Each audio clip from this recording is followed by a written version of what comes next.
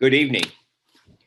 Welcome to this evening of Interfaith Prayer with young leaders from the community, an evening where we'll also hear from young interfaith leaders how their faith has inspired them to continue to do God's work in the midst of this pandemic, which we know at this time is unfortunately spiking.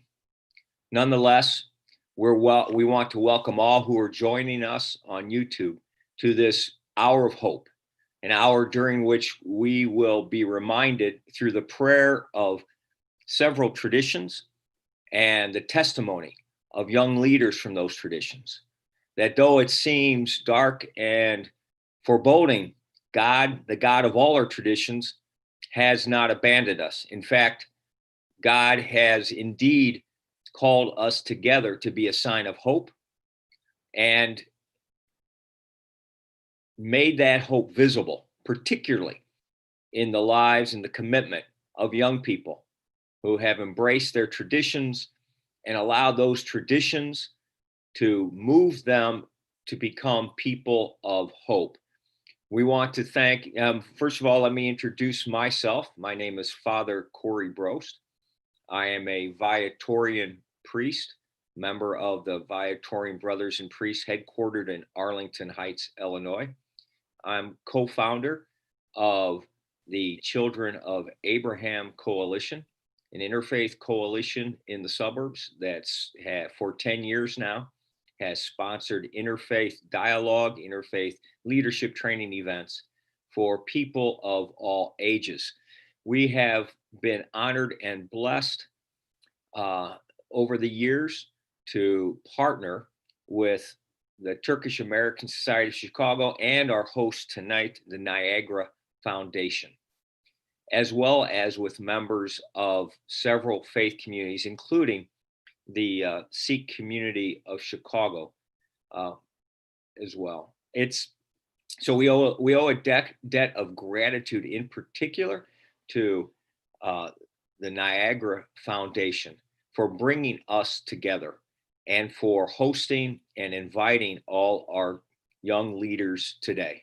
So thank you very much. We particularly are in debt to the Niagara Foundation and to the Turkish community in this area. As you may or may not know, they are members of many have been forced to leave their country because of the political oppression that exists towards them and members of their community in Turkey at this time. And so it's remarkable that this community has, though displaced, has brought the best values of our faith traditions to this part of our Chicago area and continues to work nonstop and steadfastly for interfaith peace. So thank you, Niagara Foundation. Thank you for members of this vital community of peace-filled, peace-loving, and peace-building people. Finally, it's important that as we move forward tonight, that we remember that our duty, our sacred duty to build a world where interfaith peace is the norm, not the exception, that our duty is even more important at this time. And we see that in terms of what's going on in France. Unfortunately, because of violence in France aimed at the tragic deaths and murders of some folks in France by extremists who have hijacked the Islamic faith. There is a rise of Islamophobia we see in France, and we see the Muslim community again, unfortunately, blamed for the actions of a few people who hijacked their faith and used that faith to commit heinous acts. So let's remember the people of France, the Muslim community of France, the people who have been tragically harmed because of the violence as we gather this evening. As we move forward now, I would just like to invite us to be focused as we invite several young leaders to join us in prayer. And I believe that we are, and as I move forward, I may ask just to check to make sure I'm not forgetting or messing up the order. But I believe now Abby Finn, a member of the Jewish community, a leader in our Children of Abraham Coalition movement, both as a board member and one of the founders of our Peace Camp movement, is going to present prayer from her tradition. So I turn it over to you, Abby. Hi, everybody. I'm going to be offering a prayer from the Jewish tradition. Eli, Eli, Shalo Yigamer Le'olam, Hakol Ve'yahayam, Rish Rush Shral Hamayim, Barak Hashemayim, Tefilat Ha'adam. Eli, Eli, I pray that these things never end. The sand and the sea, the rush of the water, the crash of the heavens, the prayer of man. When I think about my life these past 10 months, I often reflect back on this psalm. In Eli, Eli, we are asking God to not let things end. We pray for the continuation of the sand and the sea and the rush of the water. Although many of us are feeling as though our lives are being taken from us, it's important to remember that the earth is still spinning. In a time of a global health crisis and rising political tension, we need to hold on to our community and our roots. The water is still rushing, the heavens are still crashing, and the prayer of man is stronger than it's ever been. Together we will endure and we will rise. Everyone here today is living proof that humanity still exists. As we vow to protect one another, God vows to protect us.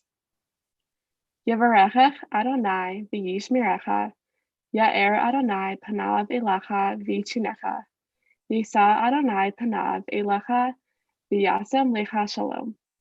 May God bless you and keep you. May God cause his light to shine upon you. May God turn toward you and grant you peace. Amen. Amen. Thank you so much, Abby. Thank you so much. Now it's my honor to introduce Tarek Yurtsever from the Turkish American community in the suburban area, and who's going to offer us prayer from the Muslim tradition. Hello, everybody. I'm Tarek, and I will be praying for Muslim community. Okay, so I'd like to start out my prayer with the English translation of Surah Al-Fatiha, which is the opening surah of the Holy Quran. Bismillahir Rahmanir Rahim. In the name of Allah, the most compassionate, most merciful. All praise is for Allah, Lord of all worlds, most compassionate and most merciful. Master of the day of judgment, you alone we worship Allah, and you alone we ask for help. Guide us along the straight path, the path of those you have blessed, not those you are displeased with or those who are astray. O Allah, I seek refuge from you from severe physical and mental illnesses. Please help out all who are hurt and harmed during these difficult times where the world has already lost millions of beautiful souls. Such a virus cannot be handled without your help, mercy, and compassion. Please protect our families and the rest of humanity from all kinds of bad experiences, diseases, and calamities. O Allah, I seek refuge from you from the torment of the grave. Please forgive our sins and ingratitude in the face of all the blessings you constantly shower us with. Dear Lord, have mercy upon us and our mistakes. Please, Allah, stop this virus from spreading even further and hurting thousands and even millions more.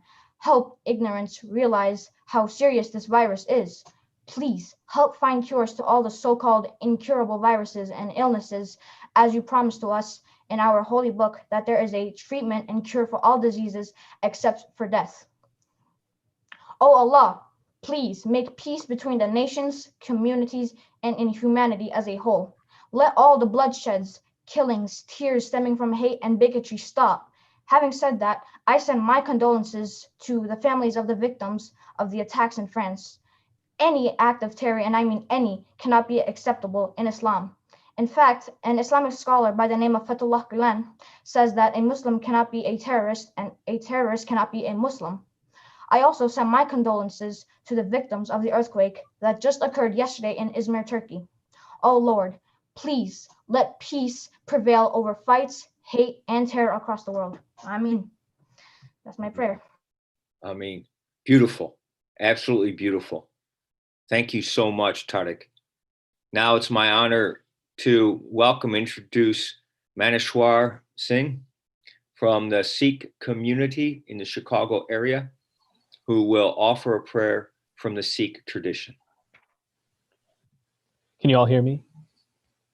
Thank you, glad to be here. So I'm going to perform what is called Ardas, and it literally translates as a respect or a request for blessing. And this is a prayer that happens in every service at the Gurdwara, the Sikh temple. And usually it's, you do this right before taking the order of the day, or this is also a personal thing that you can do anytime that you're requesting something of the Lord. So I'm going to go through that, and there's going to be an open section where it's usually open for the congregation, the leader of the congregation, to address anything in specific that the congregation wanted to address for that day.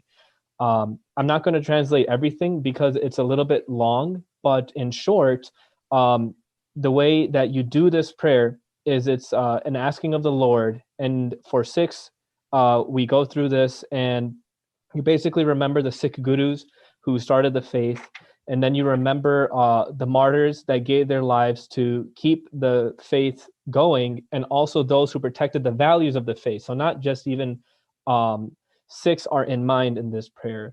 The prayer always ends with something called Sarbat da Pala, is where we reference the wellness and well-being of all of humanity. Because one of the basic teachings of Sikhism is Ik Oankar, meaning the universal creator, the unlimited creator.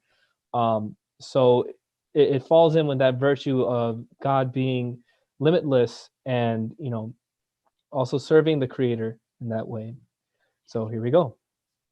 Ardas, Ik Oankar, Vaheguru Ji Ki Fateh, Shri Bhagauti Ji Sahai, Var Shri Bhagauti Ji Ki Paatshai Dasvi, Pratham Bhagauti Simar Kai Guru Nanak Lente Aaye, फिर अंगद गुरते अमरदास रामदास से होए सहाय अर्जुन हर Gobind no सिमरो Shri हर राय श्री हर कृष्ण ती आए जिस दिथे सब दुख जाए तेग बहादुर सिमरिए कर नौ ने रावे त्याए सब थाई होए सहाय दसें पातशाह श्री गुरु गोबिंद सिंह जी साहिब सब थाई होए सहाय दसा पातशाह दी जोत श्री गुरु ग्रंथ साहिब जी द पात दिदार द ध्यान तर के बोलो जी वाहिगुरु पंजा प्यारियां चौ सब जारियां ਚਾਲੀਆਂ ਮੁਕਤੀਆਂ ਹੱਤੀਆਂ ਜੱਪੀਆਂ ਤਪੀਆਂ ਜਿਨ੍ਹਾਂ ਨਾਮ ਜਪਿਆ ਵੰਡ ਛਕਿਆ ਦੇਗ ਚਲਾਈ ਤੇਗ ਵਾਹੀ ਦੇਖ ਕੇ ਅੰਦਿਤ ਕੀਤਾ ਤਿੰਨਾਂ ਪਿਆਰਿਆਂ ਸਚਿਆਰਿਆਂ ਦੀ ਕਮਾਈ ਦਾ ਧਿਆਨ ਧਰ ਕੇ ਖਾਲਸਾ ਜੀ ਬੋਲੋ ਜੀ ਵਾਹਿਗੁਰੂ ਜਿਨ੍ਹਾਂ ਸਿੰਘਾਂ ਸਿੰਘਣੀਆਂ ਨੇ ਧਰਮ ਹੇਤ ਸੀਸ ਦਿੱਤੇ ਬੰਦ ਕਟਾਏ ਖੋਪਰੀਆਂ ਲੁਆਈਆਂ ਚਰਖਿਆਂ ਦੇ ਚਰੇ ਆਰਿਆਂ ਨਾਲ ਚੁਰਾਏ ਗਏ ਗੁਰਦੁਆਰਾ ਦੀ ਸੇਵਾ ਲਈ ਕੁਰਬਾਨੀਆਂ ਕੀਤੀਆਂ ਧਰਮ ਨਹੀਂ ਹਾਰਿਆ ਸਿੱਖੀ ਕੋਈ ਸਵਾਸਾਂ ਨਾਲ ਨਿਭਾਈ ਤਿੰਨਾਂ ਦੀ ਕਮਾਈ ਦਾ ਧਿਆਨ ਧਰ ਕੇ ਖਾਲਸਾ ਜੀ ਬੋਲੋ ਜੀ ਵਾਹਿਗੁਰੂ ਪੰਜਾਂ ਤਖਤਾਂ ਸਰਬਤ ਗੁਰਦੁਆਰਿਆਂ ਦੀ ਧਿਆਨ ਧਰ ਕੇ ਬੋਲੋ ਜੀ ਵਾਹਿਗੁਰੂ ਪ੍ਰਥਮੇ ਸਰਬਤ ਖਾਲਸਾ ਜੀ ਕੀ ਅਰਦਾਸ ਹੈ ਜੀ ਸਰਬਤ ਖਾਲਸਾ ਜੀ ਕੋ ਵਾਹਿਗੁਰੂ ਵਾਹਿਗੁਰੂ ਵਾਹਿਗੁਰੂ चित आवे चित आवन का सदका सरब सुख होए जहाँ जहाँ खालसा जी साहिब तहाँ तहाँ रचियां रियाए देख देख फतेह बिरद की पैज पंथ की जीत श्री साहिब जी सहाय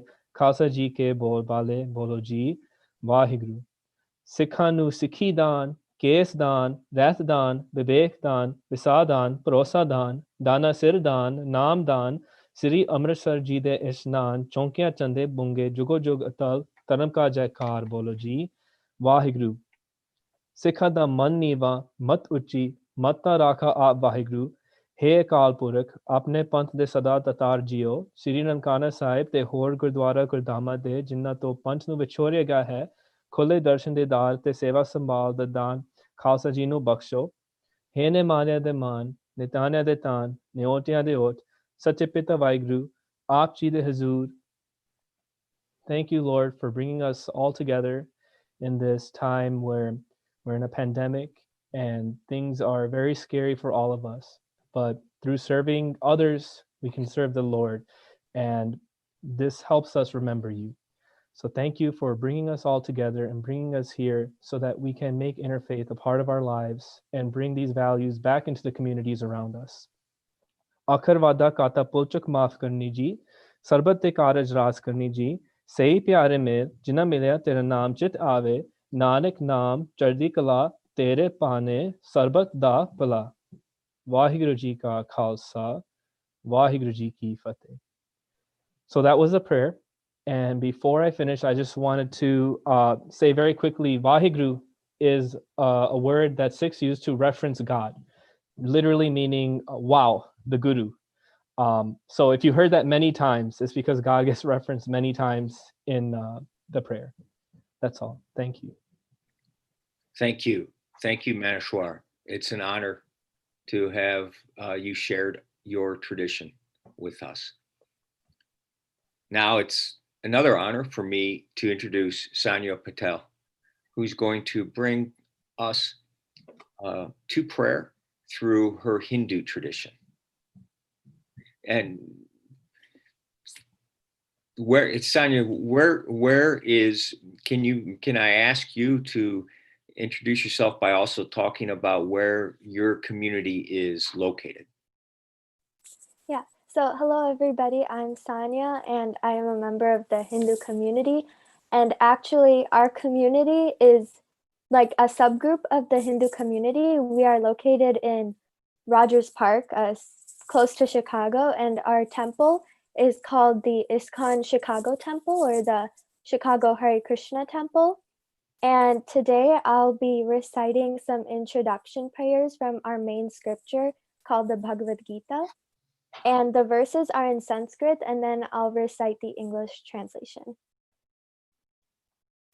Om Jnanam Timirandasya Jnananjana Shalakaya Chakshurunmilitam Yena Tasmai Shri Guruve Namaha Shri Chaitanya Manobhishtam Sthapitam Yena Bhutale Swayam Rupa Kadamayam Dadati Swapadantikam. I was born in the darkest ignorance, and my spiritual master opened my eyes with the torch of knowledge. I offer my respectful obeisances unto him. When will Srila Rupa Goswami Prabhupada, who has established within this material world the mission to fulfill the desire of Lord Chaitanya, give me shelter under his lotus feet? Vandeham Shri Guru, Shri Yuta Pada Kamalam, Shri Gurun Vaishnavamscha, Shri Rupam Sagrajatam, Sahagana Raghunatanvitam Tam Sajivam, Sadvaitam Savadhutam, Parijana Sahitam Krishna Chaitanya Devam, Shri Radha Krishna Padan, Sahagana Lalita Shri Vishakhanvitamscha. I offer my respectful obeisances unto the lotus feet of my spiritual master and unto the feet of all Vaishnavas. I offer my respectful obeisances unto the lotus feet of Srila Rupa Goswami, along with his elder brother Sanatan Goswami, as well as Raghunath Das and Raghunath Bhatta, Gopal Bhatta, and Srila Jiva Goswami. I offer my respectful obeisances unto Lord Krishna Chaitanya and Lord Nityananda, along with Advaita Acharya, Gadadhar, Srivas, and other associates. I offer my respectful obeisances unto Srimati Radharani and Sri Krishna, along with their associates Sri Lalita and Vishakha. He Krishna Karuna Sindho Dina Bandho Jagatpate Gopesha Gopika Kanta Radha Kanta Namostute. O my dear Krishna, you are the friend of the distressed and the source of creation. You are the master of the gopis and the lover of Radharani. I offer my respectful obeisances unto you. Tapta Kanchana Gaurangi Radhe Vrindavaneshwari Vishabhanu Sute Devi Pranamami Hari Priye. I offer my respects to Radharani, whose bodily complexion is like molten gold and who is the queen of Vrindavan. You are the daughter of King Rishabhanu, and you are very dear to Lord Krishna. वाञ्छाकल्पतरुभ्यश्च कृपा सिन्धुभ्य एव च पतितानां पावनेभ्यो वैष्णवेभ्यो नमो नमः. I offer my respectful obeisances unto all the Vaishnava devotees of the Lord, who can fulfill the desires of everyone, just like desired trees, and who are full of compassion for the fallen souls. Jai Shri Krishna Chaitanya Prabhu Nityananda Shri Advaita Gadadhar Shivasadi Gaura Bhakta Vrinda. I offer my obeisances to Shri Krishna Chaitanya Prabhu Nityananda Shri Advaita Gadadhar Shivasa and all others in the line of devotion. Hare Krishna, Krishna Krishna, Hare Hare, Hare Rama, Rama Rama, Hare Hare. Thank you. Thank you. Thank you, Sanyo. That was particularly beautiful and moving. Now, to close our prayer portion of this evening, it's my honor to introduce Daniel Botcher. Daniel is a board member for the Children of Abraham Coalition and also a leader in our Peace Camp program. As a senior at St. Viator High School, he is bringing the Catholic tradition, the Catholic Christian tradition, to our prayer. So thank you, Daniel. Thank you. Today I'm going to be reading a prayer about peace from Pope John Paul II. O God, creator of the universe, who extends your parental concern over every creature and guides the events of history to the goal of salvation. We acknowledge your fatherly love when you break the resistance of mankind, and in a world torn by strife and discord, you make us ready for reconciliation. Renew us for the wonders of your mercy. Send forth your Spirit that he may work in the intimacy of hearts, that enhance and that enemies may begin to dialogue, that adversaries may shake hands, and people may encounter one another in harmony. May all communities themselves to the sincere search for true peace, which in extinguish all arguments, for charity which overcomes hatred, for pardon which disarms revenge. This prayer to me is speaking about how during a pandemic, we all should break our boundaries, no matter what race we are, religion we are, and come together to support each other during this difficult time. Thank you, Daniel. Thank you. A beautiful prayer, beautiful thoughts tied into that. Thank you all of our prayer leaders, bringing the traditions of Judaism and Islam and Hinduism and Sikhism and Christianity together,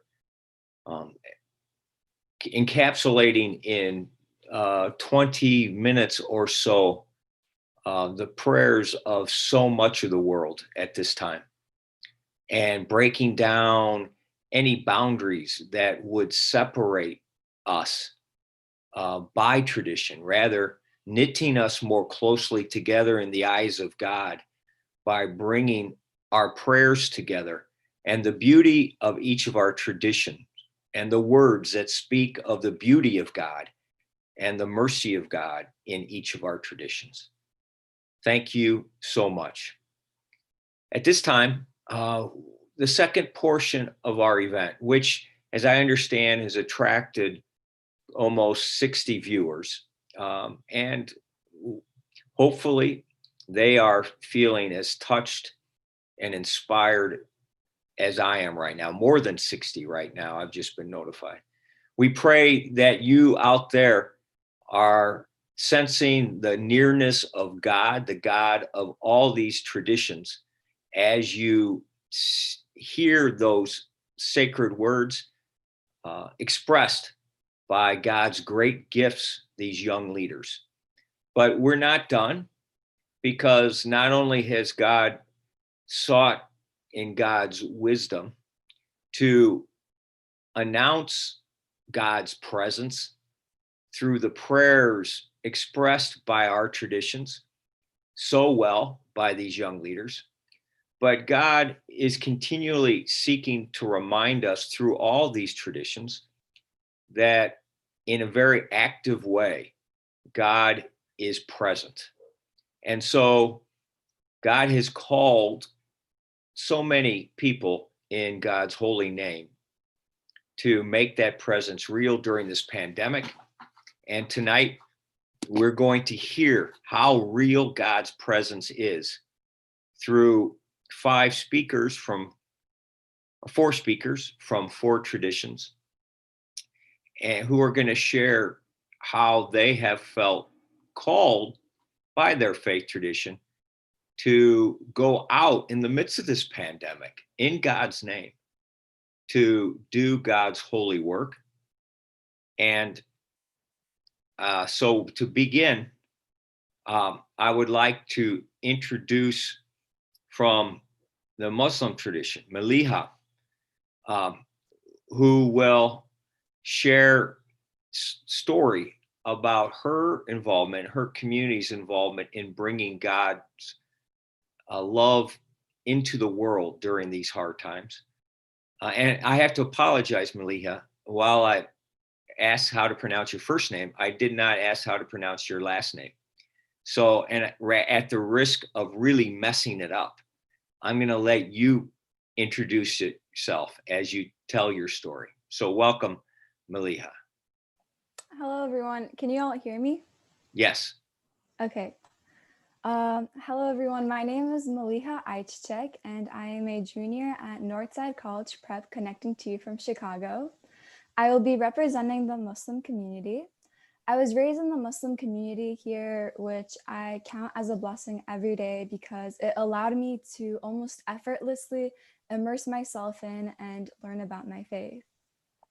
I'm going to tell all of you some things that our community initiated and our youth coordinated since March when quarantine began. As you know, the pandemic, no matter religion or background, has been a terrible and confusing time for all of us. As Turkish Muslim youth, we have tried our best to initiate as many programs as possible, such as interfaith prayer programs like this one, food support programs for those who lost their jobs during the pandemic within our community as well as outside of our community.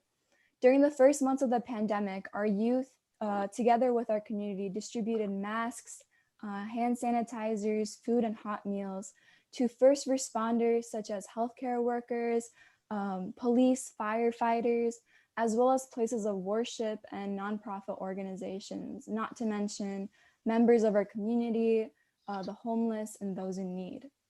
We have also focused on the education of the children and our youth in our community whose academics may have been affected due to the pandemic by providing tutoring and homework help. As I mentioned, one of the programs that we took part in was the Interfaith Prayer programs. As people of different beliefs and different backgrounds, we come together and pray to the Creator for mercy and guidance during this terrible time of confusion and hardship. We are actually part of this program right now, and it gives me great honor to be here and to be praying to the Creator for guidance and mercy with all these youths. And I would like to thank our organizers for bringing us together like this. During this time, we have placed the distribution of food, meals, and medical equipment at the forefront of our programs because we believe that we are all humans living in this world together, and that especially this time, it's very important for all of us to be sticking together and supporting each other. Similar to the interfaith programs, we have hosted youth interfaith programs like Ramadan Iftar programs, as well as programs during the holidays of different faiths as well. One of these programs that I remember most fondly was the Youth Interfaith Iftar program, which was made together with the youth groups from both the Muslim and the Jewish community. Prior to the pandemic, we had invited our Jewish brothers and sisters to our cultural center to get to know each other and to learn and understand each other's values. We had an extensive Q&A where we were able to comfortably ask each other specific questions of each other's faith. And however, as you may guess, we were supposed to actually go to their synagogue for an iftar together. But as you may guess, we were unable to due to COVID-19. Instead, we chose to connect virtually. In our virtual iftar, we talked about the different aspects and beauties of the month of Ramadan, what we do at iftar, before the azan, after the azan. I was actually asked to make a video for this program, discussing what we do before the iftar, what's on the iftar table, what's on the menu, what we do after the iftar, such as prayers and tarawih.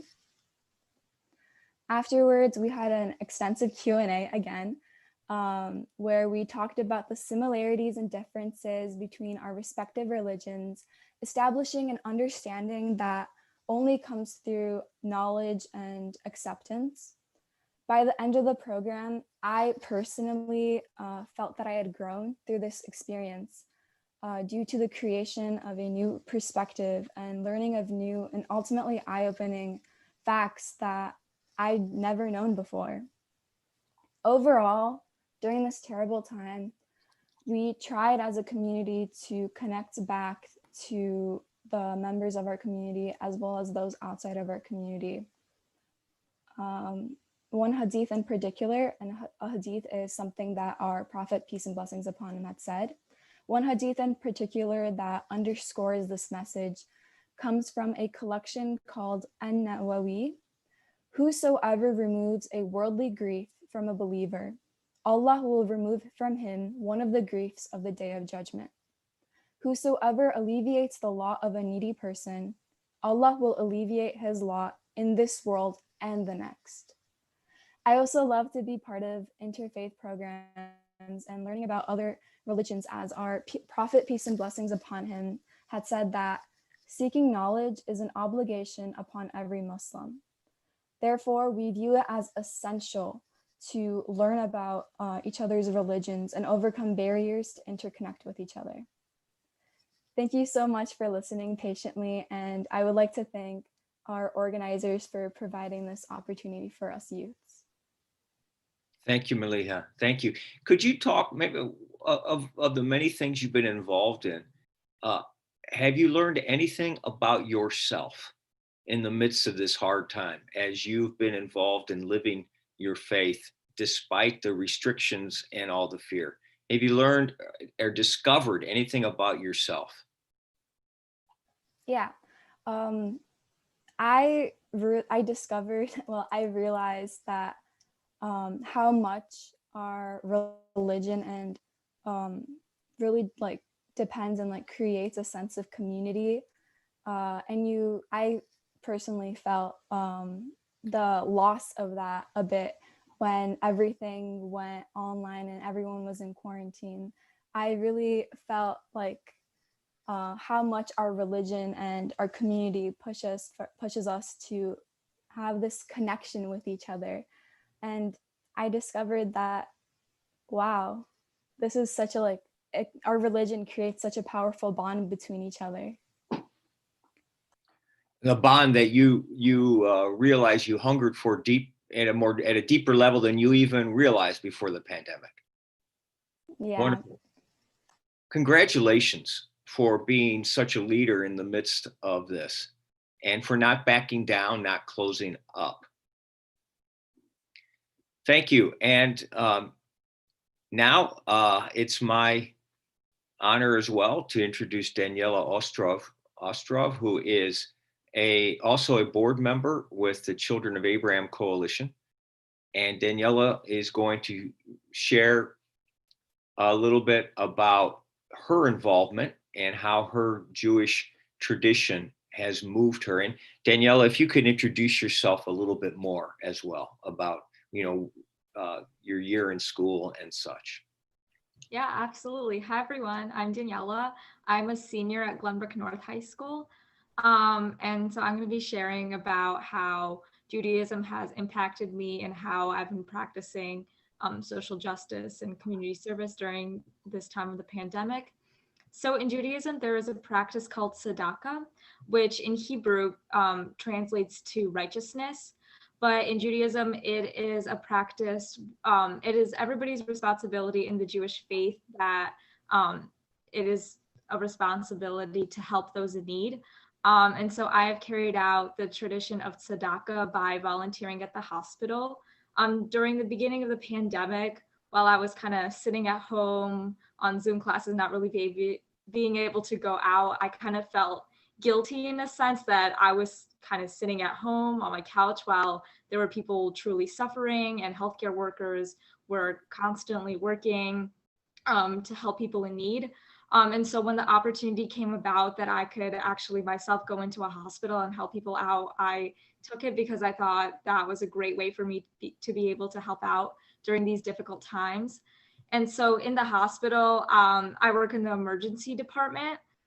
So I take patients from the waiting room into their rooms.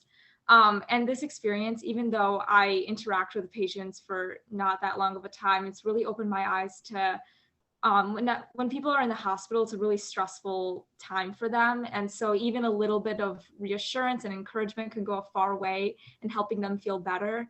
And so I've really loved interacting with these patients and making them feel better about their stay in the hospital, especially in such hectic times. So I think that this practice of tzedakah could not have been more important than now in these troubling times. So I've been really lucky to be able to participate in that. Were you ever concerned about your own safety, your own health? I mean, you are in the hospitals where so many healthcare workers, in fact, have become infected. How did you deal with that? And how did your parents react when you said, I want to go into where the hospitals are and where the sickest people are during this pandemic and help out? Were they like, you want to do what?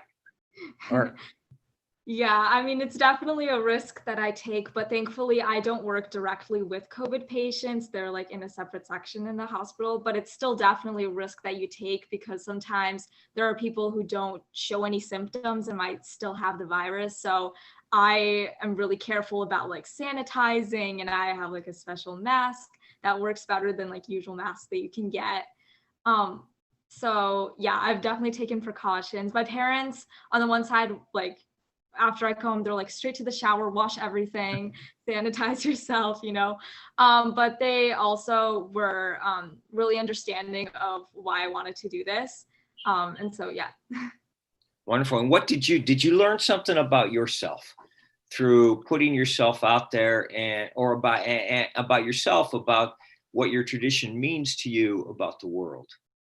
Yeah, absolutely. It just taught me like how important helping others is for me. And whenever I come home, I like feel so great after being able to help so many people and seeing like their direct reaction to my help. It's a really great feeling. And I've learned that tzedakah can go a far way for both the people that I'm helping and also for myself. So great. Wonderful. And indeed, you're helping it sounds like you found that you were helping yourself while you helped others. God, there's an incredible, I think we find in all our spiritual traditions that we draw ourselves closer to the healing presence of our God, the more we try to be that healing presence to others.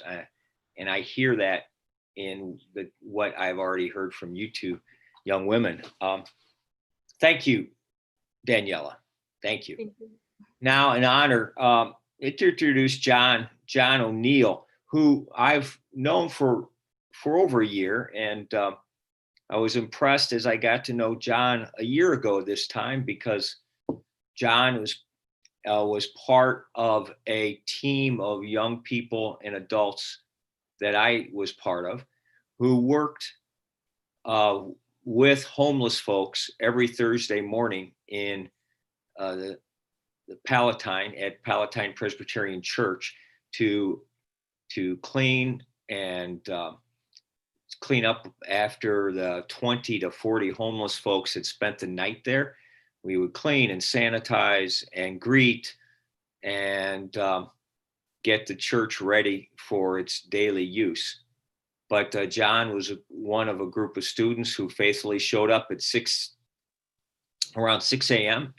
every Thursday to make sure this site could continue to offer hospitality to homeless folks in the suburbs.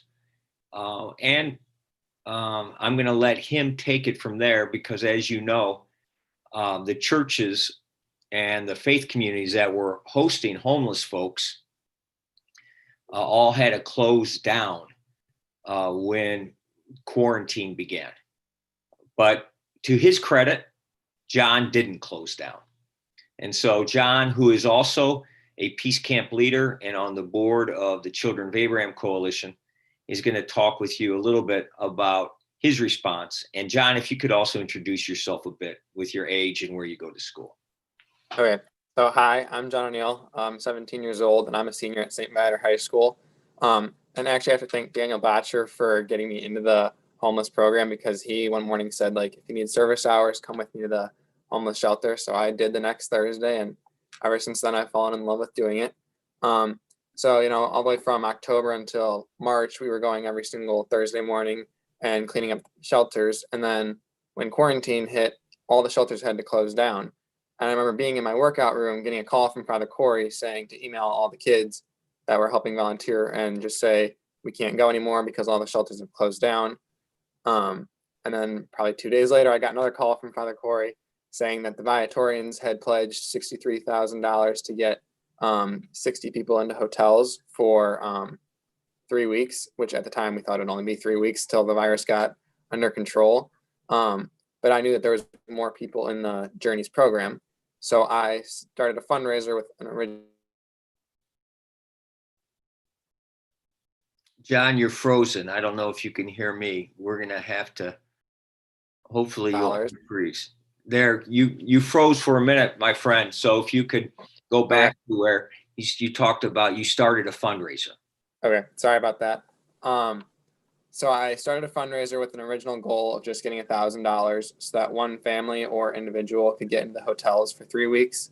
I didn't think we would even get $1,000, and within less than 24 hours, we hit our goal. And then 36 hours later, we hit $2,000. So that was already 2 individuals into hotels for 3 weeks. And then about a month later, after I started the whole fundraiser, we hit $5,000. We got 5 individuals or families into hotels for 3 weeks, which now looking back on it, 3 weeks is not a long time, but it was a good enough time during the beginning of the pandemic. And then after that, Father Corey and I and a few other people would go few days in the week, and we would drop off food at the hotel doors for the guests, or we would drop off dinner and stuff like that. So we did that actually when it was still snowing at some points in April, because you gotta love Chicago weather. And then we did it in some of the dying heat in the summer as well.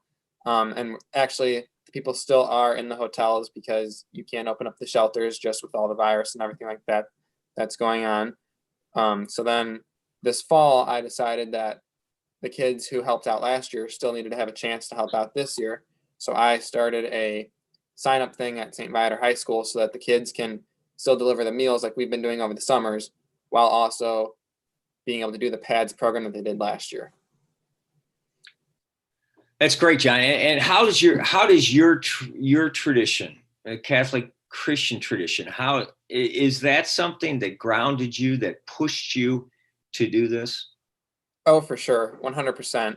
I remember praying one day, like in the really early stages of the pandemic, just being like praying for everyone's health and safety. And then once I got the call that PAD shelters had closed, there was just something in my heart that said, you need to do something. It was like a call from God saying, you need to go out there and do it. there's a Bible quote that I kind of live my life by. It's Isaiah 41:10, and it's, "So do not fear, for I am with you. I am your Lord and your God." I don't know all of it off the top of my head right now, but That's pretty good. thank you. That's like my kind of like my lifeline quote. And I was like, well, I guess I need to be there for these people who can't necessarily be there from themselves right now. Like, I can help provide for them when they can't provide for themselves. So that's what really struck me to help out. Did you learn anything about yourself through this experience, or anything about what life means for you? Yeah, I actually learned a lot of things looking back on it. I really just learned a lot more about myself. I personally do live in a bubble. I'd never really seen this type of poverty level. Like, I've never had to worry about having a roof over my head or where I'm going to go. Like, when the pandemic hit, I was like, oh, sweet, I get to be in my house for 3 weeks. Like, that's awesome. But little did I know, these people didn't even know where they'd be sleeping. So I really learned that I do live in a bubble. And I think since starting all of this, I've just been exposed to so much more in my life, where I see people are struggling with just not just like their shelter and things like that, but real life problems that I've never seen in my life before. Even with different Christian, or with the different faiths, like, I just see so many different things outside of my bubble now. Very good. Very good. It's interesting. And please correct me, my brothers and sisters, if I'm speaking inaccurately about the faith traditions that I am not part of. But it seems to me that all our faith traditions are centered quite often on the stories of courageous people who left comfort, heard a calling, and left comfort in the name of the Holy One, and crossed out of a bubble to do good for others. Does that ring true in all our traditions, that we have many stories? I think you worded it perfectly. Thank you. And that's maybe one of the defining characteristics of this God that we all worship and emulate in our own ways, is this call that we've heard so far to move beyond safety and comfort, while others stay locked there. And just real quickly before we go to our last speaker, Daniel, what's it like for you to hear John tell his story and the impact John has made, when you're the one who first invited him to PADS to work with homeless folks?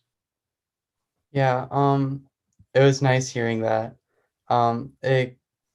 It's inspiring to me that I inspired him. But it's important that we try to make an impact, but also reach out to one person.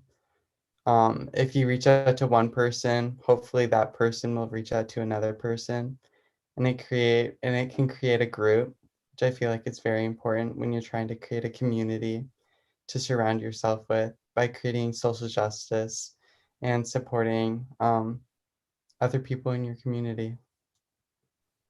That's great. I think that's a lesson that I think all our traditions go back as well, and correct me if I'm wrong, to that individual reaching out to another individual and another individual and another individual.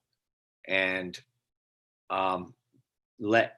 you never know, when you reach out to one person and invite them to do good in the name of God, you never know where that will go, but you know it will go somewhere good. And here we see the example of John, who is doing all of this work after a simple invitation from Daniel. Now, it's an honor to reintroduce Manishwar Singh, who is going to talk about his involvement and the involvement of the Sikh community during this pandemic. Hello again, everyone. So I guess I'll start with what the Sikh Religious Society has been up to since March. I've grown up in the community, basically. Me, myself, I was, my parents came to America, and the Sikh community that started in Chicago, this is the same Sikh community that has been going. There was a small one on Devon Avenue, right off of Devon Avenue in the city when Sikhs first started coming here. But Palatine, the Sikh Religious Society, was kind of the first thing. So I've kind of been born and raised in our community. Over the years, I've been involved in many ways. I started as a youth, taking a part in the youth programs, and then ended up teaching at the Sunday school for a little bit. And then as time went on and life grew on, I started teaching also at religious camps that I used to go as a camper. So I started taking a part in a community, not only at the local level, but at the national level. But I only bring that up because a lot of these efforts are from our community and all the youths now that have grown up just like me in the community, growing up and learning the values of faith, of our faith, and helping bring those values that we all resonate with back into our communities. So one of those things is selfless service and serving those in need. Sikhism believes in serving God through serving others, through serving humanity. And so since March, when the pandemic hit, one of the first things that we started doing was create sort of a pandemic response. And we started cooking and delivering meals for about 250 to 300-ish homeless people every Saturday since mid-March. And that's something that still goes on today. People throughout the community, basically anonymously, would sign up to create and help portions of these meals. And we had other volunteers that had signed up to go out and distribute it. And we had volunteers delivering door to door about 70 meals for homeless residents, 70 meals for 70 homeless residents, people in a hotel on a weekly basis, and still doing that today. And then we started taking the surplus and replenishing our local food pantry with that. So that was an immediate response. And part of that is because one of the things in Sikhism is this institution of langar, which is a community kitchen. If you go to visit any Sikh temple, you'll notice that there's a free hot meal for anybody there. So anytime there's a disaster, our community instantly thinks, well, people need food and shelter. So that's the first thing that we become accustomed to. Let's get this stuff ready because that's what people are going to need first. Within our own community, we actually had 11 individuals stuck here in the US that were from India and weren't allowed to go back. They just couldn't. So they had no home and no food. So people in our community had to actually provide, housing for them and also drop off meals for them, which was all anonymous too. And I think that's just for people's comfort. And other things that the Sikh Religious Society was doing just for our community and others as well is medical consultations for non-emergency requests. So if we would get any, we have doctors in our community that were signed up to volunteer and help. We had a prescriptions program to help pay for some prescriptions if patients didn't have any means to do so, especially if they were left unemployed or under some hardship. And we even had a community outreach for the seniors because the pandemic can, it's a very lonely time where we used to have religion and faith to bring us all together in a community. Some of our elderly, like this is like a crux of their lives. So to have that, kind of dissipated for some time is difficult for them. So we had some community outreach where we would cook meals for some of the seniors, and we would do social distance wellness visits with them, just well-being checks by our youth and other seniors in the community. But another important thing is the first responders. So as we were cooking meals as a community for the homeless and the needy, we were also able to have the security team volunteered to do this, was provide pizza and sandwiches to the Prospect Heights and Palatine police departments for all shifts. And that's something that we still do periodically today. As for myself, I've kind of been in and around all these things, but just helping with some of the plannings and, my friends taking a part on the front lines in this, I think it called me specifically to do some of these similar things for myself in our local community, in the Des Plaines community. Um, when the pandemic first hit, and everybody, curbside wasn't a thing. And we have a lot of seniors in the community. So one of the first things I was doing as I was grocery shopping is it started just as, well, let me also grocery shop for my aunt and uncle who are elderly and can't go out. And they said that, oh, they can't go. And I wouldn't want them to go because the very beginning was scary for everyone. We just don't understand anything. And then it started with their friends and then our community. And I thought, well, we're going to be doing this, so let's just make it, something that we're doing for everyone. So that's how I started getting involved with delivering groceries and started doing that for not only my family and sick community, but also around in the Des Plaines area. We saw that there were some people in need, so we all in our community started taking part in that. As well as helping to raise, money and food for the first responders and dropping off food to the local pantry. I think it's interesting to see that even though for myself, I've been involved with these kind of activities for almost my whole life, but you always have to continually find that calling again. And I think our religious communities are important for that because we not only do, when our calling feels weak, we see it in our community and re-inspires us again. I know in my personal life, I felt that many times where I felt strongly inspired to take action. And it can also burn you out too. So you do have to take that time away. But just for myself, I would say that going through the pandemic and realizing that we're all in this together, helping to organize some of these things and seeing my friends and community take part in it had inspired me to do some of these same things, but at my own local level. So I hope that helps share our story a little bit. Yeah, that is, you made something, a really good point is how the importance of continually looking for ways to keep ourselves inspired. And it sounds like it's your community, Manishwar, and how do you stay connected? I mean, how do you find yourself, what do you do to when you start to feel burnout or overwhelmed, or how do you keep yourself so inspired? Is it through visits to the Gurdwara? Is it through personal conversations? Is it, how do you concretely keep yourself so well connected that you keep inspired? Sure. Well, during the times of the non-pandemic, I would say 100% is going to the Gurdwara, the Sikh temple, and seeing our community. And it's just really interesting to see that these values are taught, the same values are taught every generation, but then you see something in a younger generation, or I do, because I work with the youth very often, and I used to teach in the Sunday school, and I still teach at camps, and I work with kids ages like 6 to 18. And they take these ideas and act on them in their own ways, and seeing how it's different really inspires me to take that back and try and do something similar.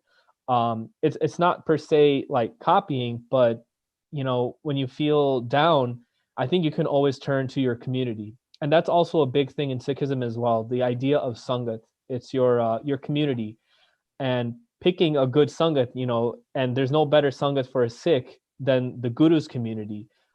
So that's what Sikhs, strive for, is to create a good community and based in Sikh and Gurmat teachings. We call it Gurmat.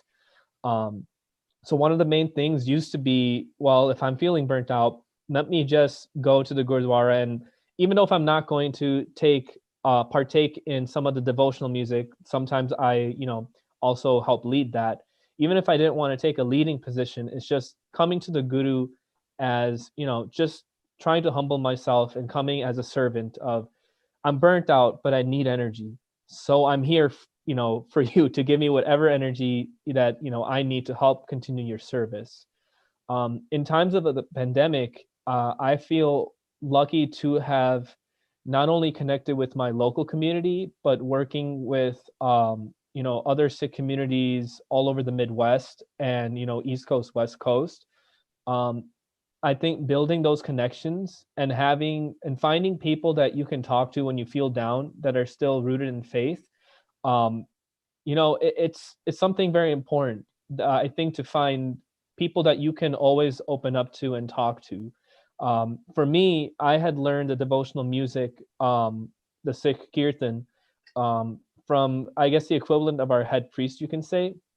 And I would go to him since I was 10 years old learning music. And over time, I felt that it was more like a mentorship for me. Like I was always looking for guidance, and it went beyond that. And as like someone that I could always talk to if I ever felt down or if I felt uninspired or burnt out. And sometimes it just takes a simple conversation with those people that maybe you haven't seen in a long time, or maybe they're around. But I do think taking some action to connect back with the people that you used to connect with, I think that's very important, and trying to build a network for when things get tough and you don't have all the resources you used to have, you still have something virtual that you can help and keep everyone going. I think it's important because you start to realize we're all in this together. And the faster you realize that, you can not only help others, but reach out for yourself and also be proactive. So I hope that helps. I think those are great words, and it's maybe providential that you were the last on our story sharing list, because I think those are words that we all need to hear. That we each are, though we can do good things, we need to continually plug back into the source of all good things, which is our God and our traditions, and then those people that God surrounds us with, who offer us options and energize us, options that are good and energize us, because there's a lot of different paths that people can take when they're down, when they're burnt out, when they're stressed, when they're angry, when they're frustrated. But we have been blessed, each of us, I think, to be raised in communities where good people have shown us the route to healthy holiness and the route to healthy living through our tradition. And in a beautiful way, we're now part of this interfaith community, where this God who created the mountains and created many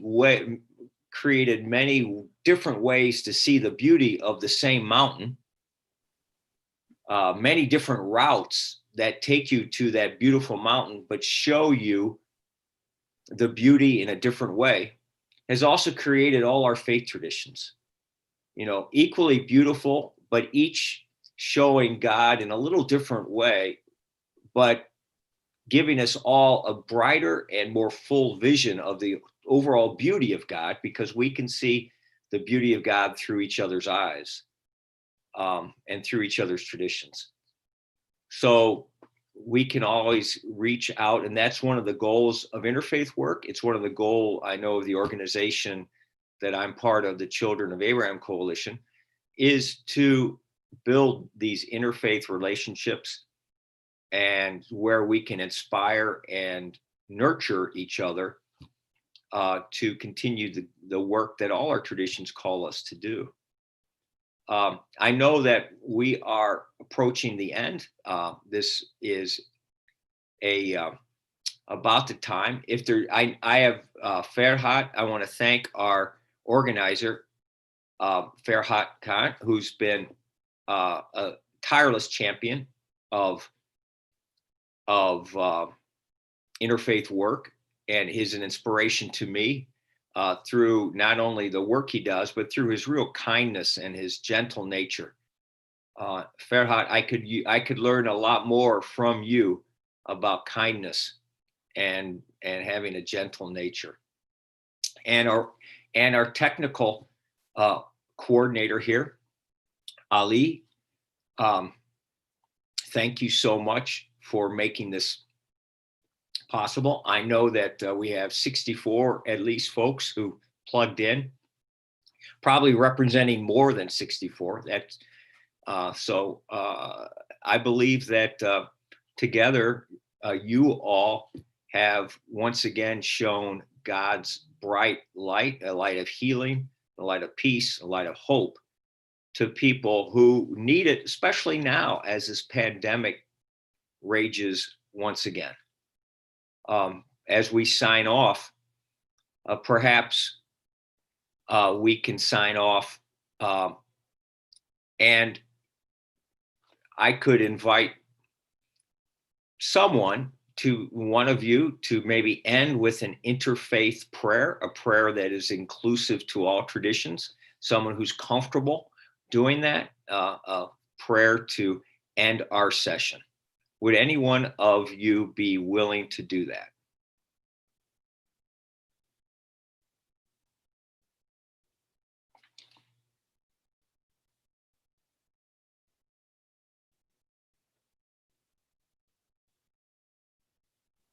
I can do it. You got it done. I mean, if you want, you can do it, but I don't care. You can do it. Okay.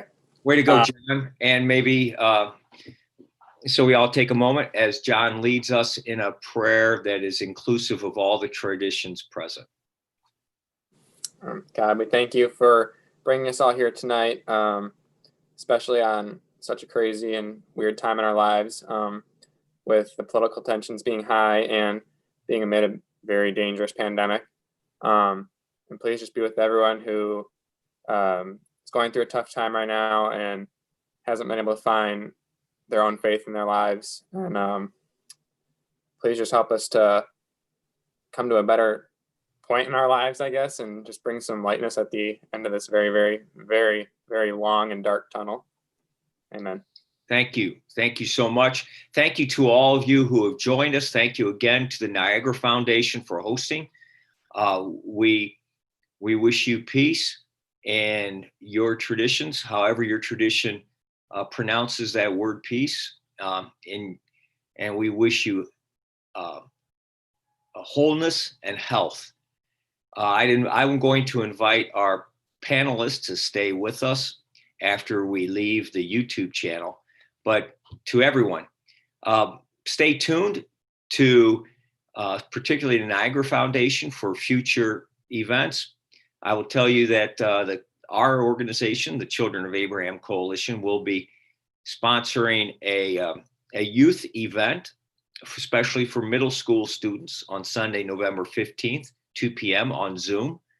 And we currently are beginning a partnership with a British interfaith organization to start monthly international interfaith gatherings for high school and college age leaders to build a sense of international solidarity around interfaith work. So I will be passing that information on to our friends at the Niagara Foundation and to everyone here present, so that we can continue to let God's goodness grow, not just in our own hearts, not just in our own communities, not just in our own traditions here, but throughout the entire world. So good night, and God bless you all.